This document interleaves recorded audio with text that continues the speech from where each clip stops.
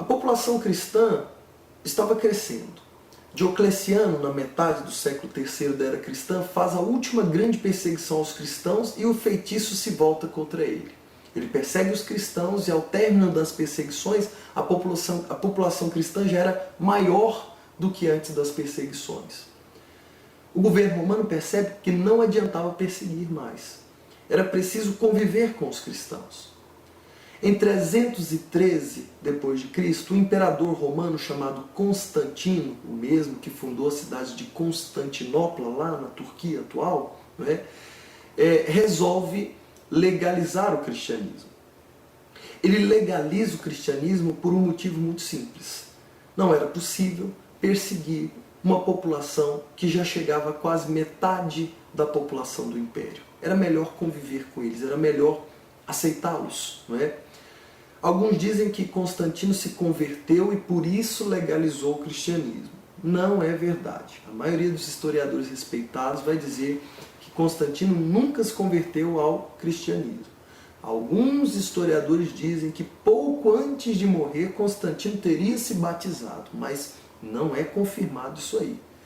O que nós sabemos de fato é que Constantino era um homem supersticioso, acreditava em todos os deuses e se incomodava do fato de poder rezar para todos os deuses na hora de enfrentar uma grande batalha, na hora de resolver um problema em Roma, e não poder rezar a Cristo pelas leis do Império, né? Existe uma história muito bonita, não sabemos até que ponto essa história é verdadeira, mas ela é muito comentada na igreja, não é? Conta-se que Constantino estava prestes a entrar numa grande batalha e que ele temia perder essa batalha.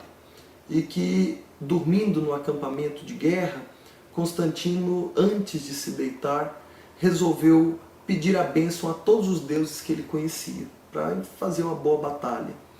E ele não pôde rezar a Cristo, porque sendo imperador não poderia desobedecer às leis do próprio império. Ao rezar a Cristo, ele recusaria sua própria divindade.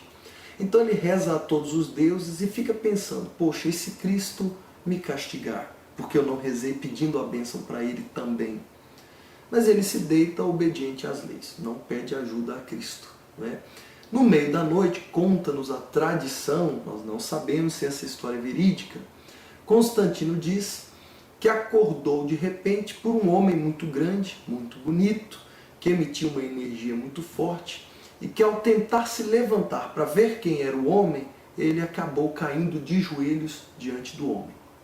Esse homem, então, com a presença muito forte, mostrou-lhe as mãos feridas e então Constantino chegou à conclusão de que aquele homem era o Cristo, não é? E esse homem tirou da túnica uma cruz, entregou a Constantino e disse a Constantino uma frase que fica célebre na igreja: Constantinus in hoc signus vintis, que significa em português: Constantino, com este símbolo vencerás. Constantino então perde a visão do homem, volta à cama e no dia seguinte ordena que os seus soldados pintem cruzes nos seus escudos.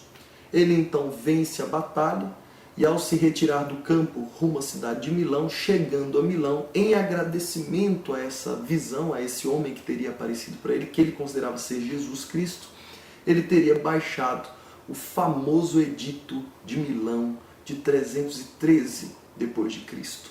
Pelo Edito de Milão, o cristianismo passa a ser tolerado, ou seja, ele é legalizado em Roma. Pouco depois, começa essa mistura do poder político com a religião, não é? Realiza-se o Concílio de Nicéia em 327 da era cristã, já com forte participação do Estado romano, convocado pelo imperador romano, não é? Esse Concílio de Nicéia estabelece os primeiros dogmas da igreja, estabelece a primeira organização do que viria a ser a Igreja Católica posteriormente, não é?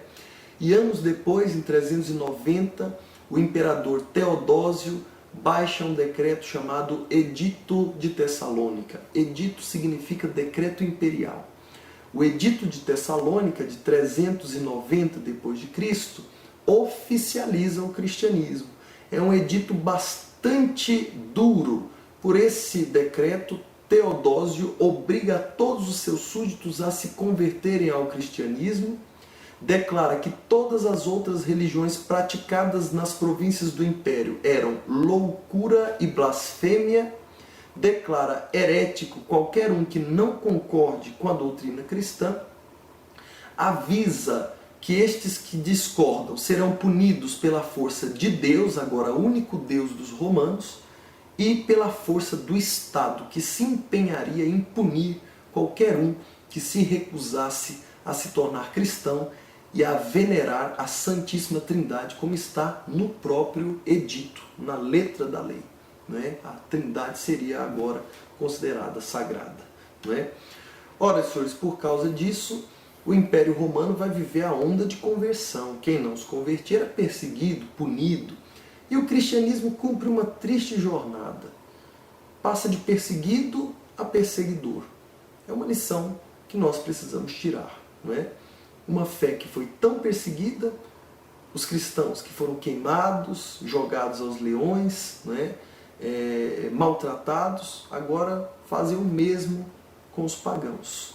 No momento em que conseguem tomar o poder, vão jogar os pagãos nos coliseus, vão jogar os pagãos para serem comidos pelas feras e etc. Toda aquela mensagem de igualdade, de pacifismo, toda aquela mensagem de desapego material acaba ficando em segundo plano.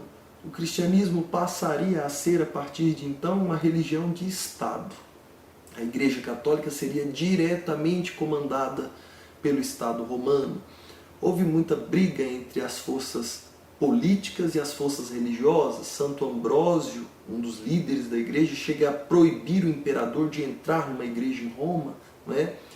Mas isso era apenas a tentativa de reagir à interferência do Estado na fé das pessoas. Não é? Não surtiu efeito. Com o tempo, o Estado conseguiria controlar a igreja com muita força. A partir daí, a igreja se tornaria uma das instituições mais poderosas do mundo e passaria a controlar o Ocidente durante um longo período que nós chamamos de Idade Média. É um dos temas de nossos próximos encontros.